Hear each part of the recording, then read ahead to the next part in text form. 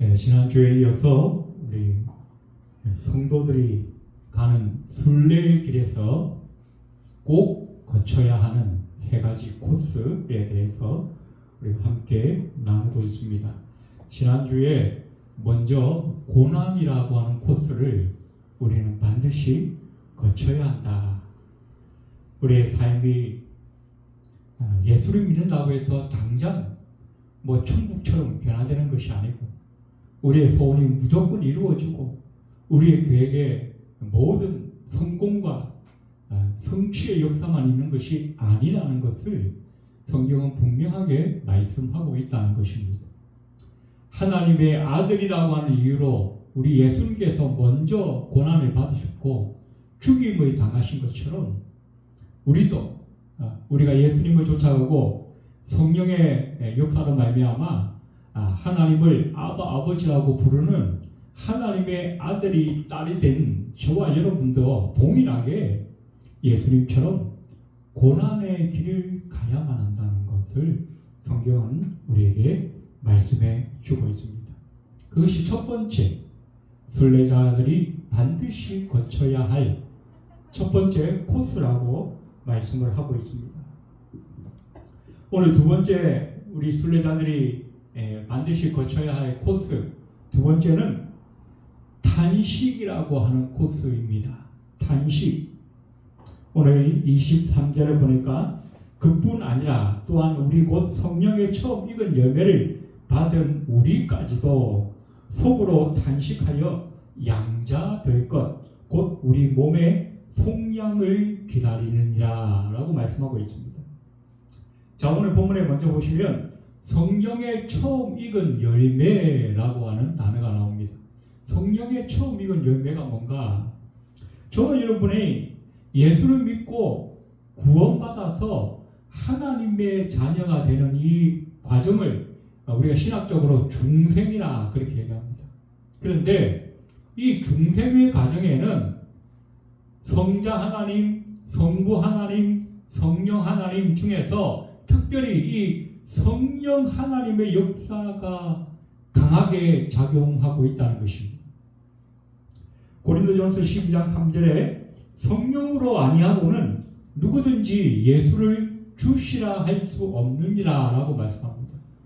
우리가 예수 그리스도를 나의 구주, 나의 하나님이라고 인정하고 믿어질 수 있는 것은 내 속에 선한 의지가 있기 때문이 아닙니다. 내가 성경을 많이 읽고 남에게 성경을 많이 들었다고 되는 것이 아닙니다. 내가 성경을 공부했거나 또 아니면 어떤 유튜브를 통해서 보았거나 그런 것들을 통해서 내가 예수를 저절로 믿어지는 것이 아니라는 것입니다. 성령이 나에게 역사하셔야만 내가 예수 그리스도에 알게 된, 듣게 된 그 지식을 통해서 그렇구나. 예수님이 나를 위해서 십자가에 죽어주셨구나. 그 보혈로 인해서 내 죄가 씻겨졌구나. 내가 그것을 믿음으로 말미암아 하나님의 자녀가 되어지겠구나. 그 믿음이라고 하는 것 자체가 성령께서 주시는 선물이다라고 성경은 우리에게 말씀하고 있다는 것입니다. 로마서 8장 2절에도 이는 생명의 성령의 법이 죄와 사망의 법에서 너를 해방하였습니다. 8장 16절에도 성령이 친히 우리의 영과 더불어 우리가 하나님의 자녀인 것을 증언하시나니. 자, 우리가 예수를 믿는 것도 우리가 죄와 사망의 법에서 해방되어지는 것도 그리고 양자의 영을 받아서 하나님을 아버지라고 부르는 이 모든 것이 성령의 역사다라고 말씀합니다. 그래서 오늘 본문에는 성령의 처음 열매로 우리가 구원받았다라고 말씀하십니다.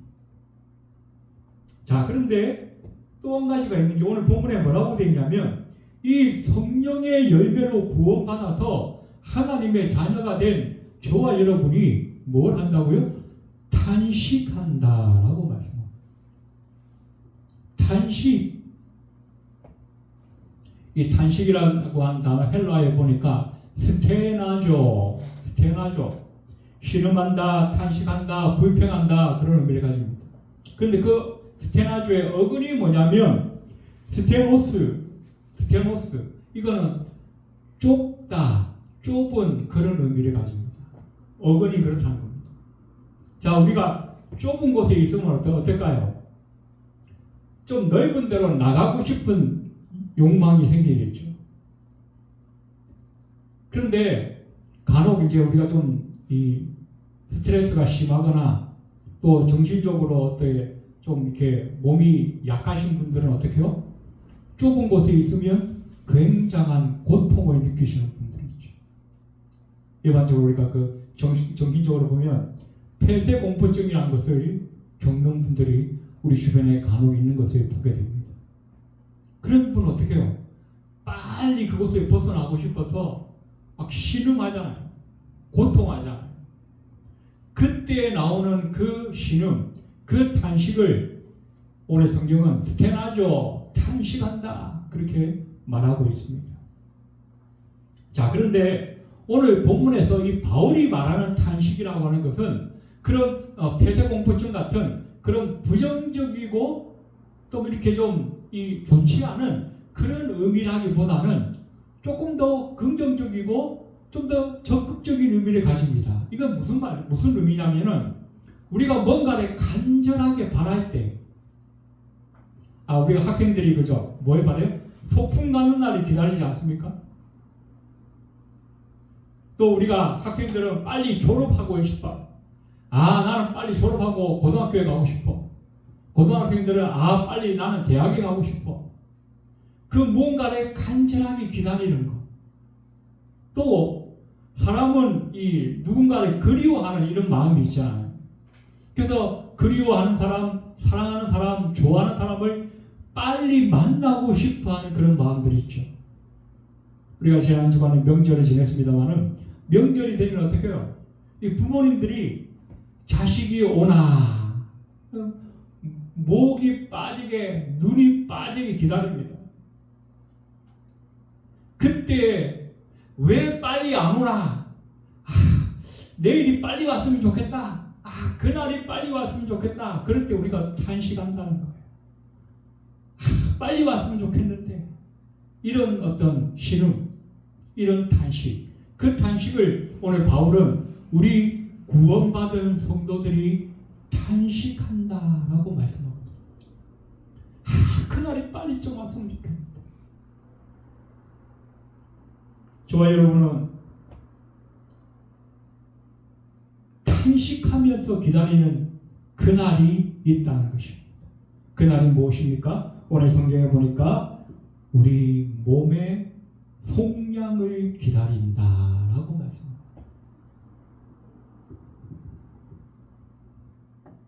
여러분, 우리 기독교인들이 오해하는 것들이 몇 가지가 있다고 지난번에 말씀드렸는데 그 중에 하나가 뭐냐면 우리 구원은, 저와 여러분의 구원은 아직 완성된 것이 아니라는 것입니다.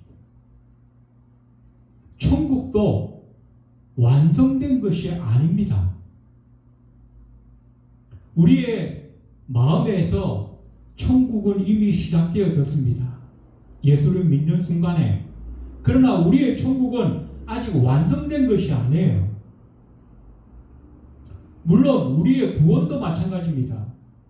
저와 여러분의 구원은 예수를 믿는 그 순간에 시작되어졌습니다. 그러나 그 구원은 우리의 영혼만 구원받은 거예요. 우리의 육체는 아직 구원받은 상태가 되지 못합니다. 그렇기 때문에 우리 속에 뭐가 있어요? 옛사람, 속사람이 아직 있는 거예요. 육의 사람이 있기 때문에 날마다 어떻게 해요? 우리의 거듭난 영혼과 우리의 육체가 날마다 싸우는 것, 이것이 영적 전쟁이라는 것입니다. 우리의 육체는 날마다 죄짓기를 원합니다. 날마다 옛 습성을 버리지 못하고 우리의 영혼을 자꾸 죄짓는 대로 이끌어 갑니다. 그래서 우리 영혼은 어떻게 해요? 우리 영혼은 이미 하나님을 알게 됐어요. 천국이 있다는 걸 알게 됐어요. 죄 지은 그 결과로 우리가 지옥 갈 수밖에 없었는데 우리 주님께서 우리를 구원하셨다는 걸 깨닫게 되어졌어요. 그래서 어떻게 해요? 영과 육이 옛사람과 새사람이 자꾸 싸우는 거예요. 싸워. 그러니 뭐가 있어요? 갈등이 있고 눈물이 있고 탄식이 있어요. 그래서 우리는 지금 무엇을 바라보면서 주님이 다시 오실 그날 우리의 영혼과 함께 우리의 육체가 새롭게 부활되어져서 주님의 부활체와 같이 신령한 상태로 변화되어질 그날, 그날에는 아무런 죄의 유혹도 없고 그날에는 더 이상 죄 지을 필요가 없는 모든 죄로부터 완전하게 자유하게 되는 그날, 그래서 내가 완전하게 자유하게 되어져서 하나님과 영원한 천국에서 거하게 될 그날, 그날을 우리가 지금 갈망하면서 탄식하고 있다는 거죠. 그날이 빨리 왔으면 좋겠는데. 그래서 오늘 우리가 찬양 불렀잖아요. 마라나타. 아멘 주 예수여 속히 오시옵소서.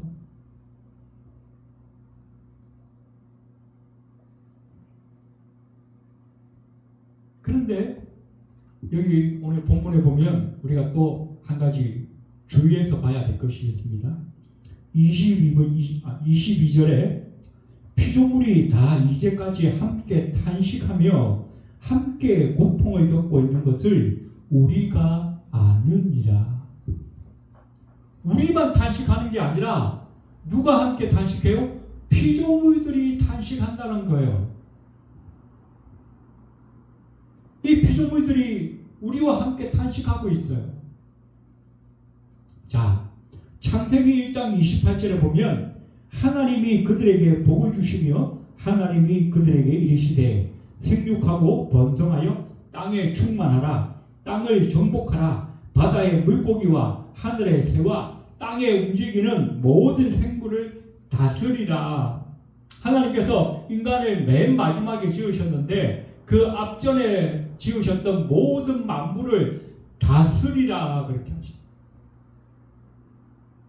창조 명령, 창조 언약이라고 그러기도 하고 또 어떤 분은 신학적으로 이건 일반 은총이다 그렇게 이야기하기도 합니다.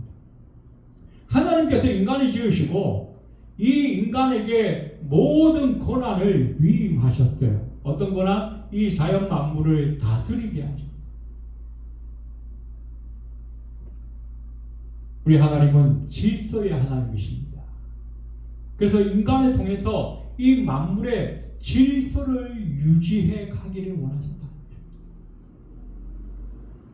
자, 우리의 주권이, 우리 인간의 주권이 하나님에게 있는 것처럼 모든 자연계, 피조계의 주권을 우리 인간에게 맡기셨다는 것입니다. 자, 그런데 문제가 뭐냐? 창세기 3장에 보면 우리 인간이 범죄하고 타락했어. 그러다 보니까 어떻게 해요? 그 인간의 주권 아래 놓여있던 이 모든 자연 만물도 함께 타락하게 돼요. 변질되어졌어요. 그래서 성경에 보면 뭐라 그럽니까? 땅이 가시와 엉겅퀴를 내게 되었다. 우리 옛날 집 같은 데 보면 바퀴벌레 같은 것도 있고 막 쥐가 막 천장에 막 돌아다니고 그러잖아요. 또 뱀 같은 거를 보면 우리가 얼마나 이게 혐오스럽습니까? 하나님이 처음부터 그렇게 창조하신 게 아닌데 인간이 타락함으로써 그렇게 변질되어진 거예요. 이 땅이 가시와 엉겅퀴를 내게 됨에 따라서 모든 이 남자들은 먹고 살기 위해서 이마에 땀을 흘려야 되는 벌을 받게 되었다.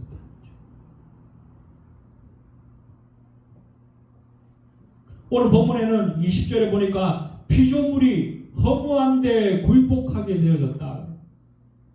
누구 때문에? 인간이 타락함으로 말미암아서. 21절에는 피조물도 썩어짐의 종로로 사게 되어졌다라고 말합니다.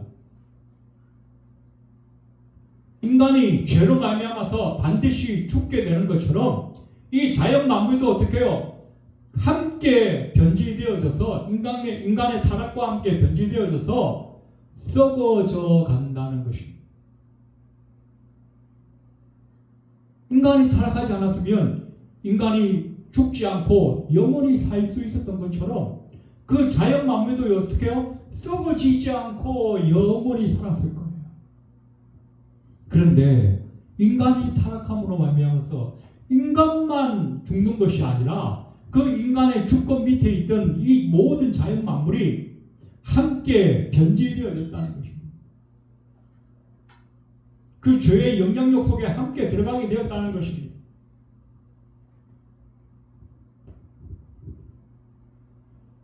그래서 오늘 19절에 보니까 피조물이 고대하는 바는 하나님의 아들들이 나타나는 것이라. 이 하나님의 아들들이 뭡니까?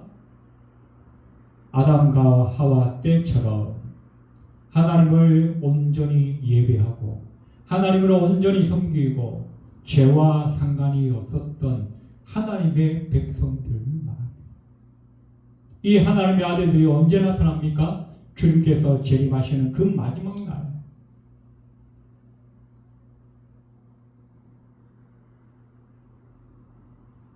오늘 피조물이 고대한다. 인간은 탄식하고 있는데 피조물은 고대한다는 거예요. 고대한다는 게 바로 그거 아닙니까? 눈이 빠지도록 기다립니다.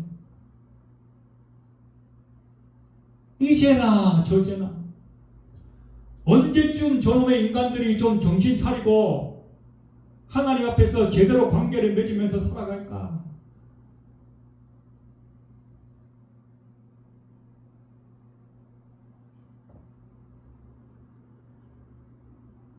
온 피조세계가 인간의 타락으로 말미암아서 함께 고통과 아픔을 겪고 있다는 것입니다. 처음에 창세기에 하나님께서 이 자연 만물을 잘 관리하고 다스리라 그랬는데 인간이 타락하고 나니까 그 마음이 완악해지고 죄로 가득 차서 어떻게 해요? 이 자연 만물을 다스리고 관리하는 것이 아니라 착취하고 억압하기 시작했어요. 자기의 유익을 위해서 막 파괴하고 자기의 유익을 위해서 이 자연 환경을 훼손하기 시작했다는 것입니다. 그러다 보니까 어떻게 해요? 이 자연이 다 조금씩 병들기 시작합니다.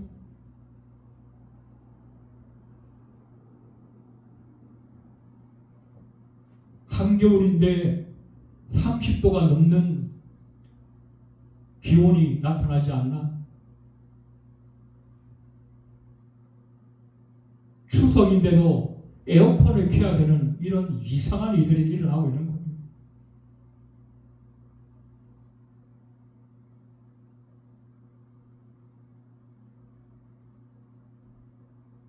어젯밤에도 뉴스를 보니까 온 지구촌이 그냥 물난리에 홍수에 태풍에 난리법석입니다. 거기다가 또 인간들은 전쟁한다고 또 여기저기서 난리들을 치고 있습니다.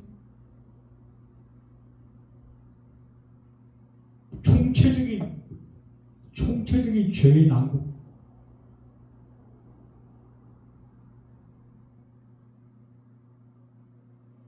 그래서 어떻게 해요? 이 피조물이 고대한다. 하나님의 아들들이 나타나기를 고대한다.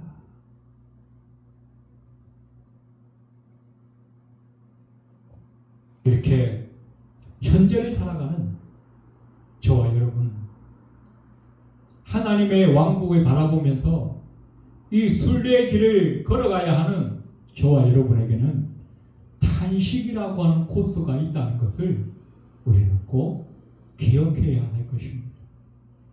세 번째 코스가 있습니다.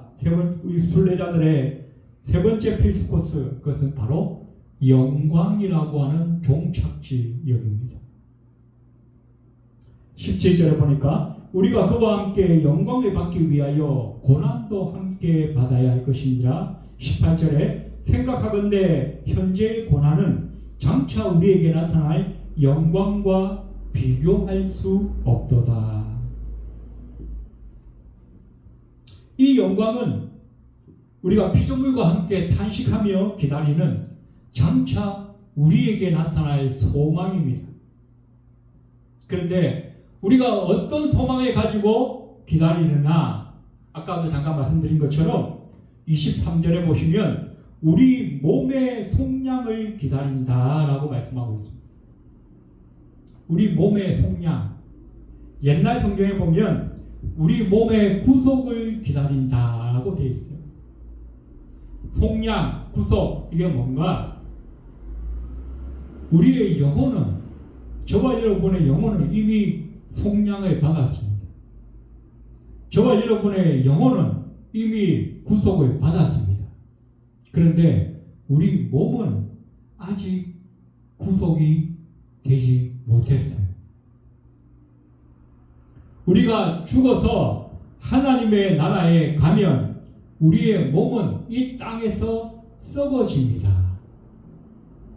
그래서 우리가 죽어서 하나님 나라 가는 것까지라도 우리의 구원의 완성은 되지 못한 거예요. 하나님이 우리에게 주신 그 구원이라고 하는 것은 시작과 마지막 단계 사이에 시간적인 차이가 있다는 것입니다. 그래서 우리가 예수 믿으면 우리가 구원받았어, 그렇게 얘기하지만 구원의 시작이 되었을 뿐이지 완성된 단계는 아니라는 것을 우리는 알아야 합니다. 그 구원의 완성이 언제 되어지느냐? 우리 주님께서 다시 오시는 그날, 주 안에서 죽었던 자들이 다시 일어나는 그날, 다시 일어날 뿐만 아니라 주님의 부활체와 같이 영광스러운 몸으로 변화되어지는 그날, 그래서 하늘나라에 있던 그 영혼과 우리의 변화되어진 육체가 다시 결합되어져서 영원한 새 하늘 새 땅에서 영원한 하나님과 함께 살아가는 그날 우리의 구원은 완성되어지는 것이라는 것입니다. 우리의 영혼만 가지고 우리 구원받았다 그러면 그건 반쪽짜리 구원인 것입니다. 여러분, 창세기 1장에 보면 태초에 하나님이 인간을 지으실 때에 흙으로 몸을 먼저 지으신 다음에 거기에 뭘 풀었어요? 생명을 불어넣으셨다라고 말씀합니다. 우리 인간은 영혼과 육체가 하나 되어진 것을 인간이라고 하는 거예요. 영혼만 가지고 인간이라고 하는 것은 반쪽짜리라는 것입니다. 그래서 우리의 구원은 영혼만 구원받는 것이 아니라 마지막 날 우리의 영혼과 몸이 함께 하나의 전인격을 이루어서 영원히 하나님과 함께 교제하며 사는 것, 그것이 우리 구원의 완성이라는 것을 우리는 기억할 필요가 있다는 것입니다. 자, 그래서 오늘 성경은 뭐라고 말하느냐? 우리가 현재 고난 당하지만 이 현재의 고난은 장차 우리에게 올 그 영광과 비교할 수 없다. 지금 우리가 이 세상에 사는 동안에는 우리는 계속 육체의 공격을 당하고 있습니다. 사탄의 공격을 당하고 있습니다. 옛 사람에게 공격당하고 있습니다. 겁이 타면 야, 이번에 이것만 한번 하면 괜찮아. 야, 이거 보는 사람도 없는데 어때? 그러면서 우리를 유혹하고, 우리 유혹에 넘어가면 어떻게 해요? 이 사탄 마귀는 박수를 칩니다. 그러나 우리의 영혼은 아이고 또 졌네. 마치 우리 축구팀을 보는 것 같은 그런 탄식을 느끼게 되죠. 다음에는 이겨야 될 텐데, 다음에는 더 잘해야 될 텐데. 그러나 그때마다 우리는 어떻게 해요? 앞으로 더 나아지겠지, 앞으로 좀 더 잘 되겠지, 그런 소망을 가지지 않습니까? 우리의 영혼도 마찬가지입니다. 우리의 구원의 삶도 마찬가지입니다. 오늘 우리가 때로는 넘어지고, 때로는 쓰러지고, 때로는 원치 않는 핍박 가운데 있다 할지라도 우리가 이 고난 때문에 좌절하거나 낙심하거나 실망하지 않을 이유는 내 앞에 바라보는 저 영원한 영광의 그날이 기다리고 있기 때문이라는 것입니다. 그날에 우리에게 어떤 일이 일어날 것인가? 그날에 우리는 어떤 것들을 바라볼 수 있는가?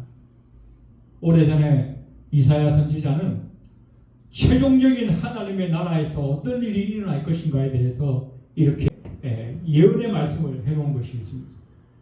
이사야 11장 6절에 보니까 그때 이리가 어린 양과 함께 살며 표범이 어린 염소와 함께 누우며 송아지와 어린 사자가 살찐 짐승이 함께 있어 어린 아이에게 끌리며 암소와 곰이 함께 먹으며 그것들의 새끼가 함께 엎드리며 사자가 소처럼 풀을 먹을 것이며 젖먹는 아기가 독사의 구멍에서 장난하며 젖된 어린 아이가 독사의 불에 손을 넣을 것이라.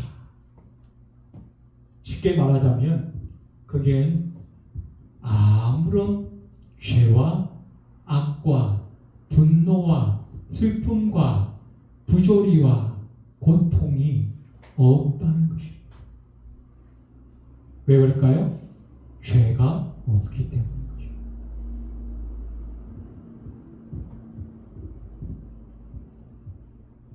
하나님의 자녀가 된 저와 여러분이 가는 이 순례의 길에는 고난도 있고 탄식이 있습니다. 그러나 우리의 마지막 종착역은 영광이라고 하는 하나님의 영원한 세상에, 영원한 나라에 들어가는 최종적인 코스가 있다고 하는 사실을 우리는 꼭 기억할 필요가 있습니다. 그 마지막 날, 그 영광의 날을 우리가 바라보면서 오늘도 한 걸음 한 걸음 이 순례의 길을 힘있게 걸어갈 수 있는 저와 여러분이 다 되시기를 주님의 이름으로 축원드립니다. 기도드리겠습니다. 고마우신 하나님, 은혜를 감사합니다. 우리가 살아가는 길에 때로는 고난도 있고 또 우리의 안타까움과 우리의 애절함이 섞인 탄식도 있습니다. 그러나 우리의 마지막 종착역은 영원한 영광인 것을 성경은 우리에게 밝히 말씀해 주고 있습니다. 이 말씀을 우리가 마음에 깊이 새기고 우리 남은 생에 우리 앞에 예비되어진 그 영광을 바라보며 날마다 힘있게 우리의 순례의 길을 걸어갈 수 있는 우리 모두가 될 수 있도록 주님 역사하여 주시옵소서. 예배를 마치고 돌아가는 발걸음 위에도 함께하여 주옵소서. 예수님의 이름으로 간절히 기도드립니다. 아멘.